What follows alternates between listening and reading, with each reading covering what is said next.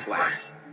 I think that is required. अगर आप सच में इतने बड़े कंपटीशन को फॉलो कर रहे हो जिसका कट ऑफ हर साल बढ़ता जा रहा है, हर साल बढ़ता जा रहा है, नीट एप्लीकेंट 16 लाख 17 लाख के आसपास जाएंगे इस साल, क्योंकि जेई में 22 लाख की नॉमिनेशन है, उसमें कुछ ना कुछ हमें लग रहा है टेक एरर है, कुछ ना कुछ तो उसमें मैनिपुलेशन हुआ है, पर 22 लाख एप्लीकेंट्स है, तो जेई में भी आप नीट में भी मान के चलो 16 लाख के आसपास आएगा, और 16 लाख में यार सिलेक्ट वही होंगे लास्ट के 30,000, तो सिलेक्शन रेशियो इतना खराब है इस एग्जाम का, या इतना अच्छा है इस एग्जाम का, जैसे भी बोलो, कि बेस्ट में से बेस्ट चुनने वाला है। तो एवरेज मेहनत करने वालों के लिए नीट में कोई प्लेस नहीं बेटा। आप सिर्फ तैयारी कर रहे हो अपने दिल को दिलासा देने के लिए।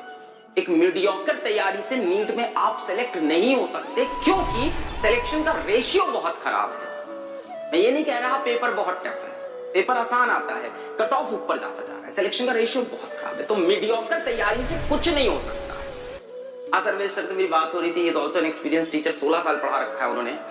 तो उन्होंने एक बड़ी चुभने वाली लाइन बोली, बहुत चुभना है कि तैयारी तो बच्चा बड़ा मस्त रहता है, ये वो हाँ ये भी कर लेते हैं, ये छोड़ देते हैं, ये कर लेते हैं, छोड़ देते हैं, मतलब बड़ा मस्ती से जीवन जीता है,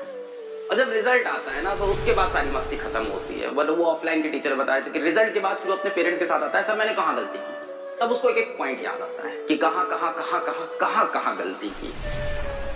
तो यार बाद में रिपेंड करने से अच्छा है दोस्त यार अभी पढ़ाई कर। तो अगर अभी तक नहीं कर रहे थे तो बेटा यहां से 13 घंटे पर डे की पढ़ाई स्टार्ट करो, 13 आवर्स पर।